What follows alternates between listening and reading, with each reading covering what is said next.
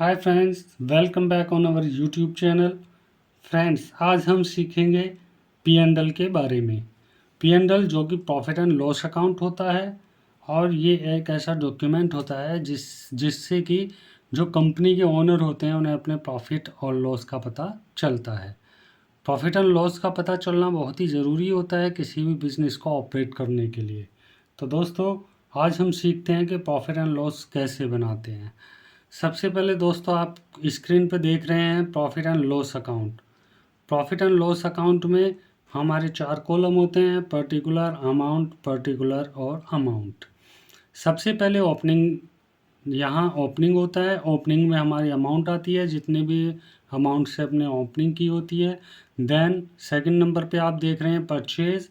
ये परचेज की अमाउंट है, आपने कितनी परचेज की है।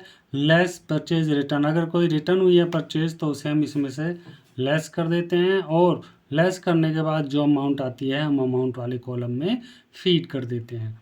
दोस्तों, इसके नीचे आप देख रहे हैं कैरीज। कैरीज यानी कि भाड़ा। अगर कोई भाड़ा लगा है आपका किसी सामान को मंगाने के लिए तो उसे भी आप यहाँ पे फीड करते हैं। देन इस साइड में आप आते हैं तो देखिएगा बाई सेल। यहाँ आप बाई सेल दिखाएंगे, और सेल रिटर्न, अगर कोई सेल रिटर्न हुई है तो उसे आप इसमें से लेस कर देंगे, और जो अमाउंट होगी, रिमेनिंग अमाउंट होगी दोस्तों, वो आप यहाँ फीड कर देंगे। उसके बाद आप देखते हैं क्लोजिंग स्टॉक, यानी कि आपका जो भी क्लोजिंग स्टॉक है वो यहाँ आप फीड करेंगे। तो अगर आप देखेंगे तो आप पाएंगे कि 9,000 प्लस 2,000 इक्वल टू 11,000। इस साइड का जो आपका टोटल है वो 11,000 है, जबकि इस साइड का अगर आप टोटल करते हैं तो 8,000 बैठता है। इट मीन्स आपको ग्रॉस प्रॉफिट हुआ है 3,000 का। आप यहाँ 3,000 डालेंगे, क्योंकि हमारे ये दोनों टोटल इक्वल होने चाहिए। तो यहाँ इक्वल करने के लिए हमें यहाँ ग्रॉस प्रॉफिट फीड करना पड़ेगा। ग्रॉस प्रॉफिट जो कि एक्चुअल प्रॉफिट नहीं होता है, लेकिन इससे ही आगे जाके हमारा एक्चुअल प्रॉफिट यानी कि नेट प्रॉफिट निकलता है। दोस्तों, ग्रॉस प्रॉफिट को हम इस साइड ले आते हैं। ये ग्रॉस प्रॉफिट हमने लिख दिया यहाँ पर 3,000 रुपीज़। उसके बाद यहाँ जितने भी आपके एक्सपेंसेस होते हैं वो एक्सपेंसेस आप इन कॉलम्स में फीड करते हैं। दोस्तों, यहाँ देखिएगा, जैसे रेंट, आपने रेंट खर्च किया 200, स्टाफ वेलफेयर में खर्च किए 300, और सैलरी में आपने खर्च किए 100, कमीशन में 50 रुपीज़, एंड कन्वेंस में 30 rupees, dep on machinery 20 rupees, dep on plant 10 rupees, freight 5 rupees, mandi expenses 5 rupees. अगर आपका कोई और भी एक्सपेंस है जो इनडायरेक्ट है वो आप यहाँ फीड कर देंगे। इसके बाद हम राइट साइड वाले कॉलम में आते हैं। यहाँ देखिएगा बाय कमीशन। कमीशन से आपको 100 रुपीज़ मिले हैं तो हमने यहाँ वो शो कर दिए।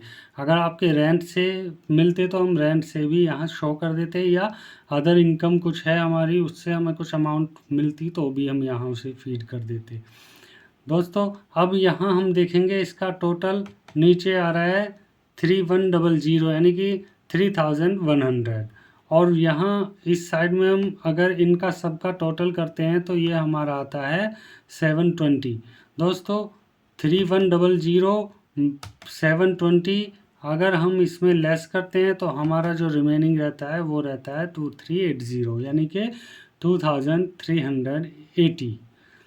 तो ये हमारा नेट प्रॉफिट होता है दोस्तों, क्योंकि यहाँ इन दोनों कॉलम्स को भी अमाउंट हमें बराबर ही रखनी होती हैं। तो यहाँ हम 2380 फीड करेंगे, ये होगा हमारा नेट प्रॉफिट। इट मीन्स ये आपका एक्चुअल प्रॉफिट है, जिसके बेस पे आप आगे हम बैलेंस शीट या कोई और डॉक्यूमेंट्स तैयार कर सकते हैं। दोस्तों, इसी तरह आपकी प्रॉफिट एंड लॉस अकाउंट हम बना सकते हैं। फिगर्स ये कम अमाउंट में इसलिए ली गई है जिससे कि आपको सही से समझ में आए। ये लैक्स में भी हो सकती है, करोड़्स में भी हो सकती है। ओके दोस्तों, मिलते हैं नए टॉपिक के साथ नई वीडियो में। Till then, bye bye. Like and subscribe करना ना भूलें।